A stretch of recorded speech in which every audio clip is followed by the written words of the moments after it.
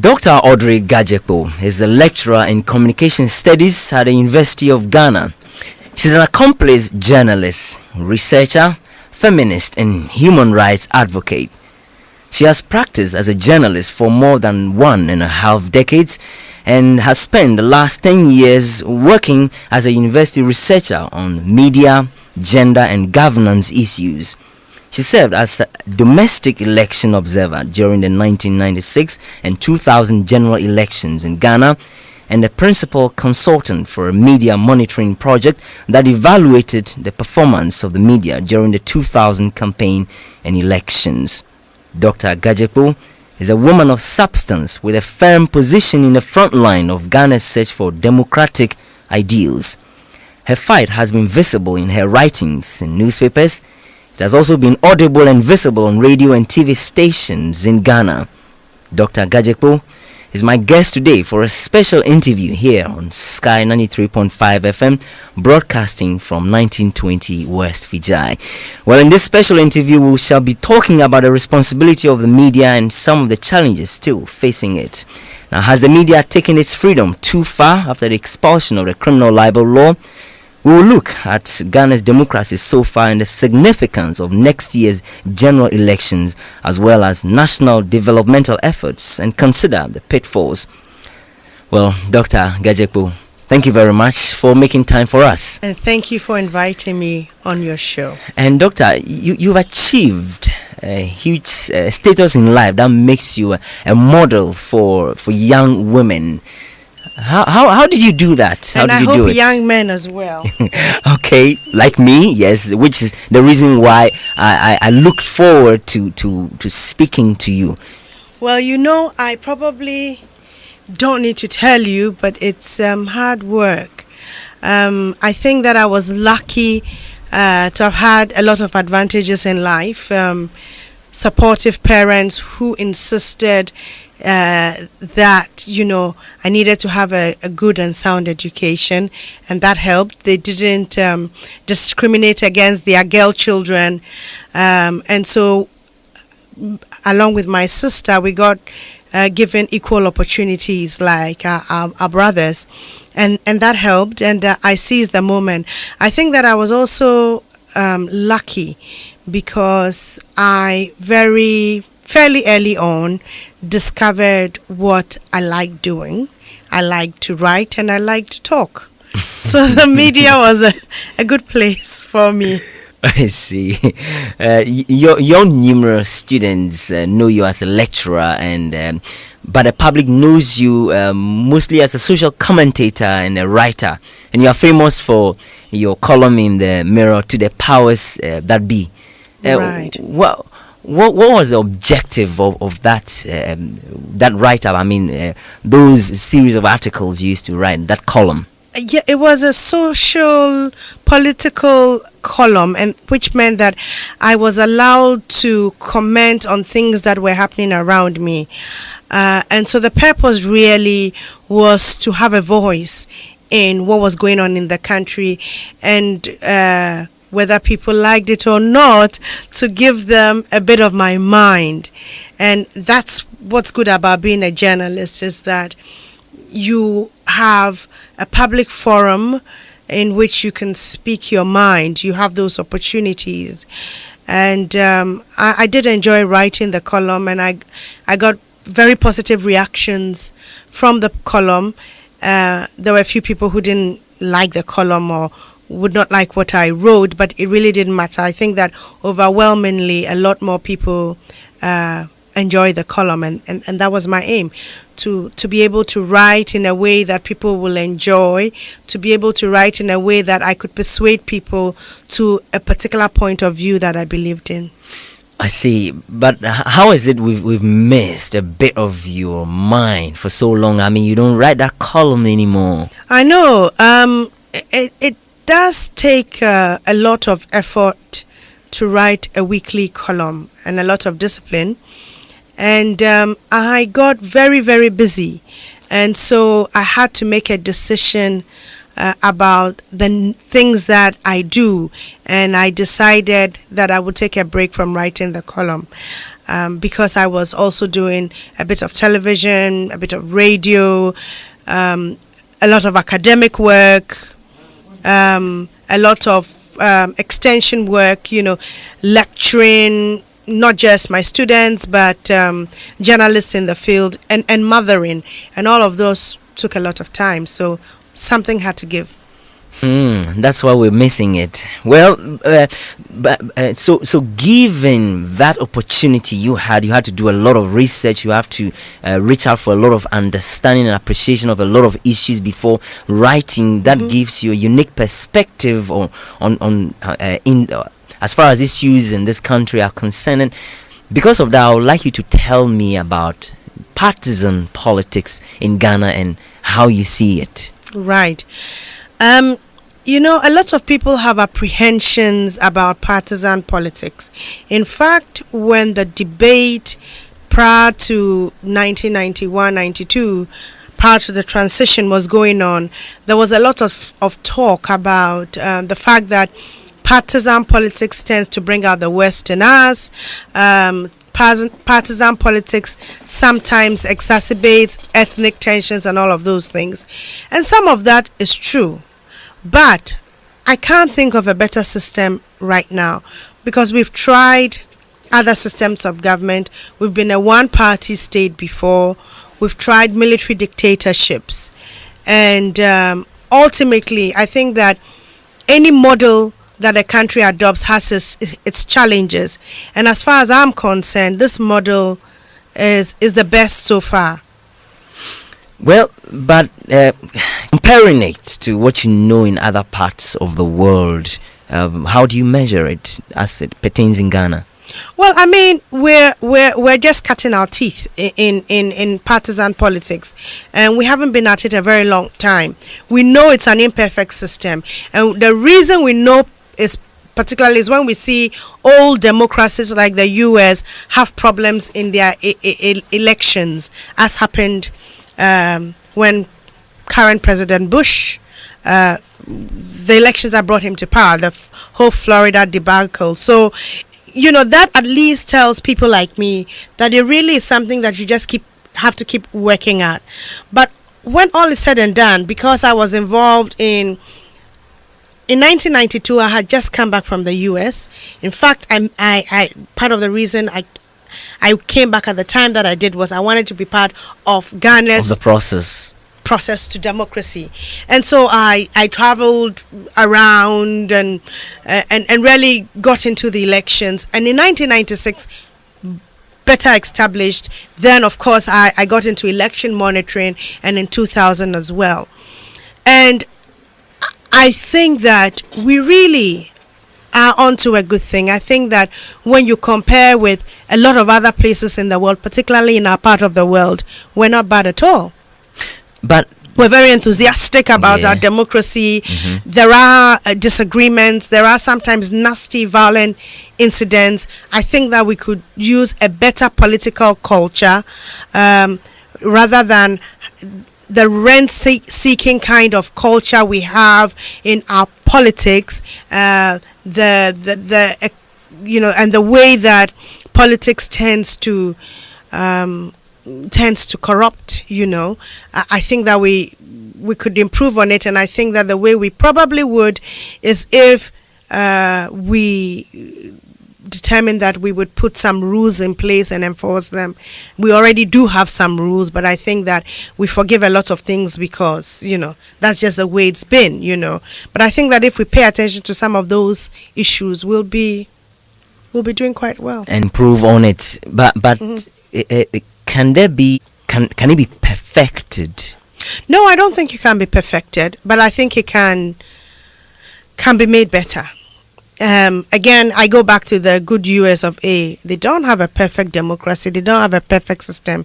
In fact, a lot of people are getting disillusioned about what is called democracy because people are uncomfortable with some of the ways in which America's democracy has manifested. So it's not perfect, But I think that we can make the system work better for us if we identify what is it as Ghanaians we want to do, what's our goal, what are the best practices in other countries, and then put those mechanisms in place that would allow us to take advantage of those practices. But given the way that Ghana is perceived outside, which you would know about, really, how is it? Does it go to be a credit for this country? Yes, I think so. I think Ghana is perceived well outside, particularly because we've stuck to the democratic course in the last 10 or so years, when others around us have had problems. So that alone gives us a certain image of stability. I think that we're building on that. And I think it's in everybody's interest not to get derailed because we may experience some hardships and there may be some detractors, or we may have fights with ourselves. I mean, it's just like a family, you know. You fight, but you make up and you forge along. If you just join us, this is a special interview with Dr. Audrey Gadzekpo, and we are talking about general issues concerning this country. And Doctor, let's turn our attention to the media. Often we like to ask the question as to how the media is doing. Your perspective, how do you think it is doing currently? It's doing okay. I wouldn't say it's doing great, because as a trainer and a practicing journalist, in a sense, I get frustrated that we don't seem to be learning fast enough. But in my more sober moments, I concede that we are just again beginning to find our feet. And the reason I say that is because the media fortunes have mirrored political fortunes. There's been a lot of disruptions, and therefore we haven't built institutions, good viable media institutions and industries, and therefore we also don't have long traditions of what I call good practices, you know, and that's why we seem to be having difficulty. I'm one of those people who, even if I'm frustrated with the media, I know it will get better because we're beginning to address some of those lapses. Doctor, who is a journalist? The $1,000,000 question. I think that a journalist is anybody who works in that capacity in the media. You know, I'm not one of those people who thinks that a journalist is the person who's been trained in a journalism school at all. I think, and I'm a media educator, I think it helps to go to journalism school. But I don't think that's the only route to being a journalist. Some people have been journalists just by working on the job as journalists. It's kind of like an apprenticeship, really. The best apprentices are not necessarily the ones who have gone to school, but the ones who have developed the skill. But that notwithstanding, it's still difficult to define who a journalist is in Ghana's media today. I don't really think so. I don't think you could call DJs journalists. I don't think you could call producers journalists. A journalist is somebody who purports to gather and write news. That's the most simple definition of a journalist. You know, somebody who would go out, interview people, gather news, put it in a shape that we recognize as news, and publicizes it. So in that sense, not everybody is a journalist. A DJ doesn't do that. A DJ doesn't deal with news. You know, somebody who is acting or a concert party regularly on TV is not a journalist. In fact, a talk show host or hostess is not necessarily a journalist. There might be journalists who do talk shows, but it doesn't mean that talk show persons are necessarily journalists. Okay, how to what extent are journalists the reason for the problems in the media right now? Well, I think that there are many problems in the media, of which journalists contribute their fair share, because they gather news, they disseminate news, and therefore in as far as they're dealing with information, if the public has problems with information and the quality of information, then of course you have to look at what the journalists are doing. But then of course there are other people who work in the media who are not journalists, who also contribute to people's frustrations with the media. Certainly if you have bad technical quality in the media, it's not the fault of the journalist, is it? It's the fault of the technical person. If you have a DJ who talks too much and who says things that he doesn't know next to nothing about, that's not a journalist, it's a DJ, but when all is said and done, I think that part of the problem stems from poor training for journalists. So I seem to be double speaking, but I'm not really. While I say that because journalism is a craft and people can learn the craft and be skilled in the craft and become very, very good at the craft without necessarily going to journalism school, at the same time, there are certain principles and certain ethics and certain ways of doing things that are learned. You can either learn it in school and then hone your craft in the workplace, or you can learn it in the workplace. And I think that a lot of that is missing.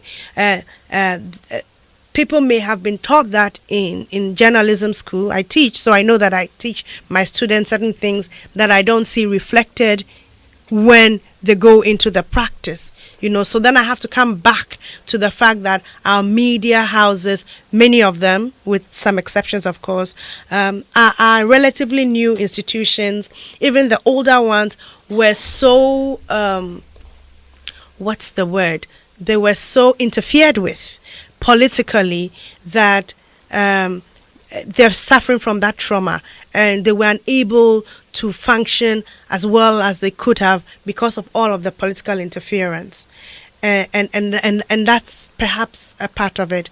I don't have to tell you that when the people took advantage of the fact that we were going into a democratic dispensation, and one of the first things they did was establish a means through which people could express themselves. Very important, because we had come out of a culture of silence, and that's the genesis of a lot of our newspapers.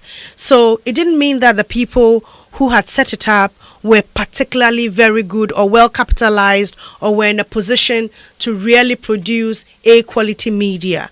And as a people in Ghana, we didn't care if they couldn't give us a quality stuff. We cared that all of a sudden, we now have an outlet to be able to express ourselves. But now is the time to begin to transform those outlets into something better than they were before.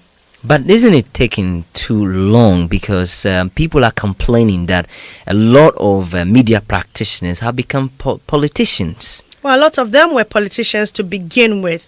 And that's why I'm saying that I can understand that frustration. Even I sometimes feel frustrated that they really do mix politics too much with their professionalism.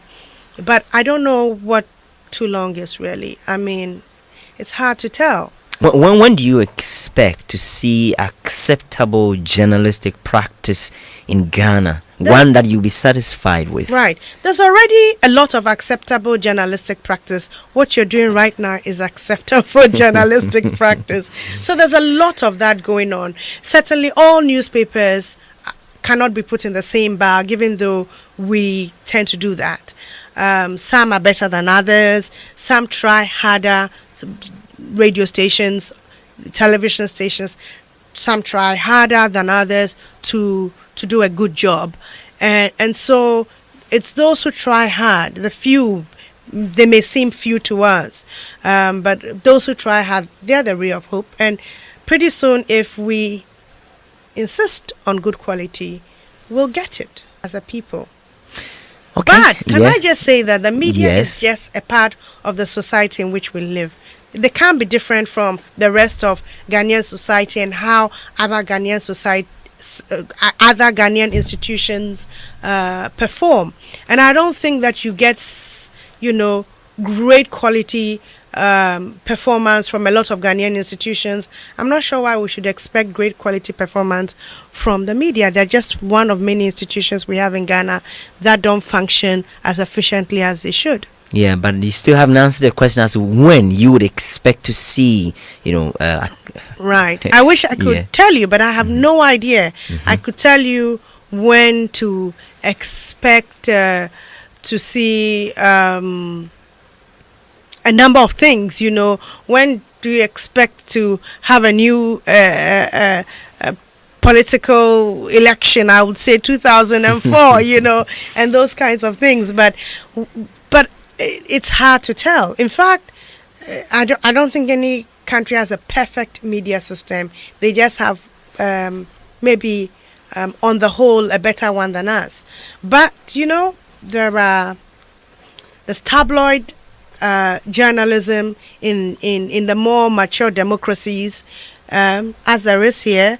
There are journalists who fabricate stories in the more mature democracies, like they do here, some do here. Have you met journalists who actually fabricate stories, just fabrication? I think that there are some people Have who you do met that. any? Yes, there have been instances. Last year or maybe 2 years ago, even the Media Commission did sanction a journalist for really they must have made the story from nowhere because they hadn't interviewed. I can't remember the correct the exact incident, but they hadn't interviewed who they said they were interviewing. I'm almost sure it was even the chairman of the Media Commission or some such person involved in that story. But they hadn't interviewed them, they hadn't talked, but they'd written a story. And I think that a little bit of that still goes on. Or else they have a little gem of a story and they blow it out of proportion, or they add to it, they embellish it, and that's wrong. There is still complaint among the general public about headlines in several newspapers. What are your thoughts on that? I think it's gotten better. But yes, it is true that sometimes the headlines don't deliver on the promise. But the headlines, because the headlines tend to sensationalize, the journalists will tell you we have to sell our newspapers, so but it's not the same as when you totally fabricate a story, because the headlines are predicated on what is in the story, except that there's not much to the story judging from the headline. But fabrication is quite a different issue.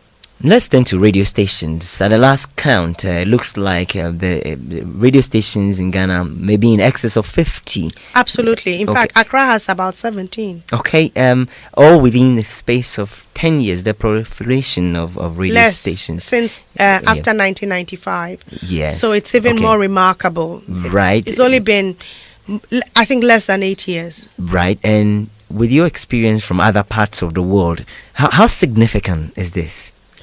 Well, I think, I really have misgivings about the proliferation of radio stations. On the other hand, again, like newspapers, I recognize the thrill we must be having from having alternatives and having many, many outlets of expression. It has to be a good thing on one hand. But as an industry, I think that the industry is going to suffer because the market is only this big.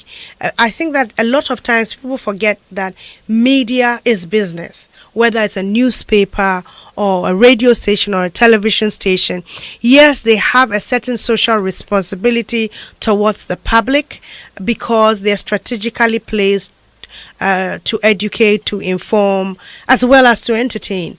And they've been designated the fourth estate because they are perhaps the only institution outside of governments that have the kind of structural rights that they have. So, but then I think that it makes us forget that bottom line, they're businesses as well.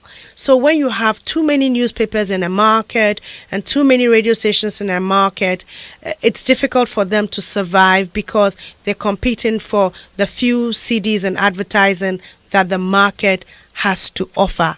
And ultimately, then quality suffers because they cut corners. They can't afford to train on the job the journalists properly. They can't send them out for extra training. They cannot buy the equipment that they need.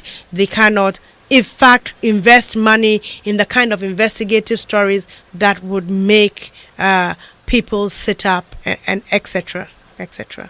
Well, you are still listening to Sky 93.5 FM, and a very special interview with Dr. Audrey Gajekpo. Dr. Gajekpo, you were a domestic election observer, 1996 and in 2000. Mm-hmm. What did you learn from those experiences?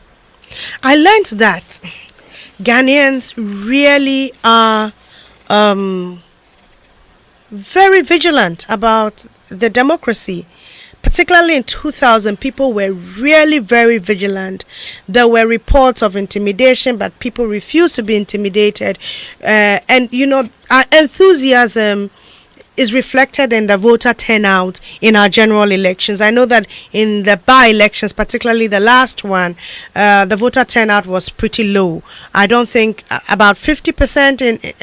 well, less than 50%. That's in Gomoa West. Yes, West, less than 50%. And that's disappointing because in the general elections, we tend to come out to vote. We tend to come out to observe the poll as well, so that in the end, when it's time to count the poll, you see a whole lot of people. And that's what I used to enjoy most about observing, is trying to get to a polling station before the count and having quite a chunk of the community gathered around to witness and to count along.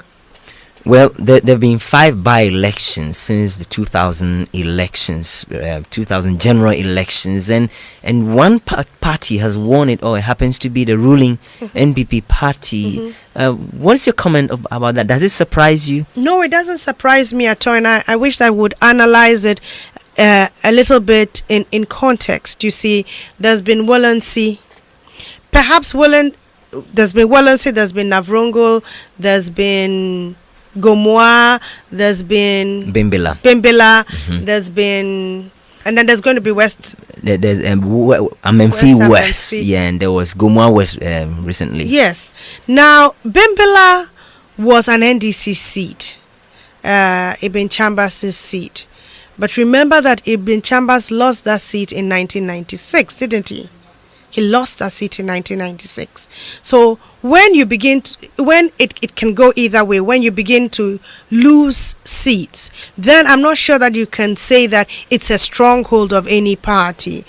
And because he vacated that seat to take up an appointment that was supported by the current NPP government, it did give the NPP some mileage. Particularly in the way in which we do politics here. This is our man, and our man says that, and we really trust this son of ours, and this son of ours trusts these people, and therefore throw your weight against it. Now, Walensea was a marginal seat, has always been a marginal seat, so of course it could go any way. Same with Navrongo. Navrongo, the seat was vacated by an NPP member. Not vacated, he died. So same with Gomoa. So again, it really could have gone either way. Now, why did it go the NPP's way? It probably the skills were a little bit in their favor because they had the power of incumbency. They had the power of incumbency in the sense that this government has been in power 2.5 years. People are not yet disenchanted with the government. They may be a bit impatient with the government on certain issues. They may be a bit disenchanted that they haven't been able to move on things as quickly as possible.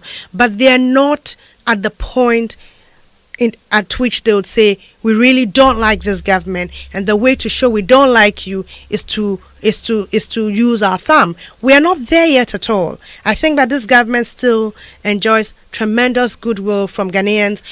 Polls show that. The Center for Democratic Development, CDD, had an Afrobarometer poll recently. The poll, I think, was taken in September of last year. So, of course, it's a bit dated in terms of today, although not that dated. And and it felt the pulse of the nation. And one of their findings, and I don't remember the percentages, but it was a striking finding, was that Ghanaians really seem to have a high tolerance level for this current administration. But the NDC, I mean, which is the opposition party that's been losing all as it considers it, is not happy. It says, for example, that the ruling party plays some sort of game, sending development, along with or to coincide with the election. And some of that might be true, because that's just the way politics is played in this part of the world. I'm not saying that it's perfect. In fact, in other parts of the world too, politicians do try to maximize their advantage as much as possible. The NDC did it. The MPP is doing it. It's part of the political culture. We need to change a little bit more. And so that might have given them advantages. But remember that in 2000, the NDC was in power. They exploited the power of incumbency, and they still didn't win, because people were at the point where they wanted a change of government. They're not at that point yet. But if a party happens to be in a position to exploit the power of incumbency, and does so to the extent where the nation is threatened to or faces the prospect of becoming a one-party state, what happens? We really like to exaggerate everything in this country. I don't think the nation is facing the prospect of a one-party state. Even if the NPP dominates parliament, don't forget in 1996 the NDC dominated parliament, and in 1992 they were the only people in parliament. We didn't cry that the world was coming to an end. Now, in the best of scenarios, it would be nice to have the kind of balance that we had at the beginning of the Kufuor term, where it was almost 50-50, a bit in NPP's favor, but it was almost 50-50. That's a nice balance in a sense, because it does mean that the government has to take the opposition a little bit more seriously than they would if they had a huge majority. But then it's important, therefore, if we don't want that to happen, for our opposition parties to kind of resolve their problems. It's not as though the Kufuor government has thrown in jail the opposition, and therefore the opposition can't function. Of course not. It's because the opposition parties themselves haven't gotten their acts together. In one of the seats, I forget which one, I think it was Navrungo, I think I remarked to somebody, I wish that the opposition, PNC was quite strong in the area, so was NDC, and so was NPP. So they were going to split the votes. Now, if they really were scared that the NPP will dominate, why didn't they get together and present one candidate and throw their weight around it, around that candidate? They didn't do that. So they are not strategizing well enough. I see. Well, we would have to conclude this soon, and we'll do that by looking again now into the future, the elections next year. Now, 1992 elections, they say, was crucial. 1996 crucial. 2000 crucial. How crucial is next year's election going to be? I don't have a crystal ball. I don't think it's that crucial. And the reason that 2000 was going to be crucial was because there was going to be an alternation of power of sorts no matter what happened. President Rawlings was no longer contesting. He had handpicked a successor, and it was going to be a test of his popularity and also the popularity of his handpicked successor, and all of those things that happened in 2002. And it was crucial because the opposition was also gaining strength. It took them a while to get there, but they got there. In 1992, of course, it was crucial because it was our first elections, although, of course, it was a very uneven playing field. I mean, when people have been out of power for a very, very long time, and you've had the NDC made no bones about the fact that they're just PNDC with the P taken off. They made no bones about it. A lot of the faces didn't change, so they had tremendous incumbency power in that sense.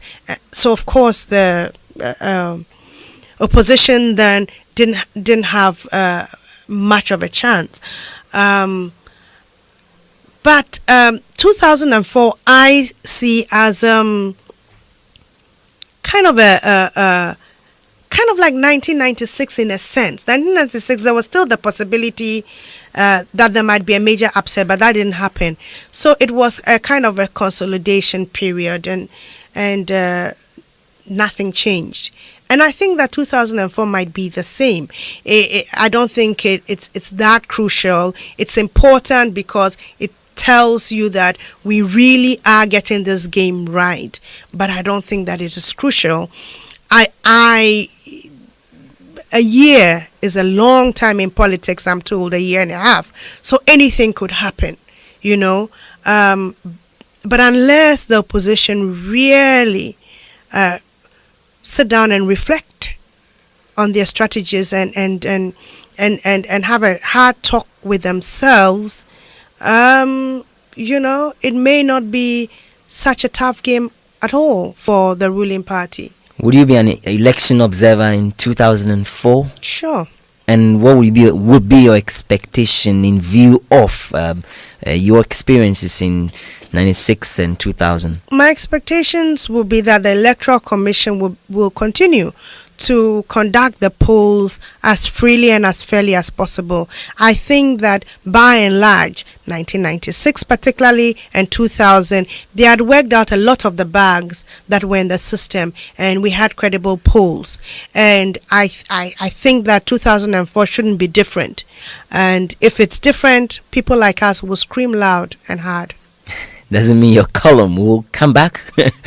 I can't promise that, but you will hear me scream if I think that people are abusing the system, whether they be the government or the opposition. Well, Dr. Audrey Gajekpo, it's a pleasure speaking to you, and thank you very much for coming, Sning. Thank you for having me.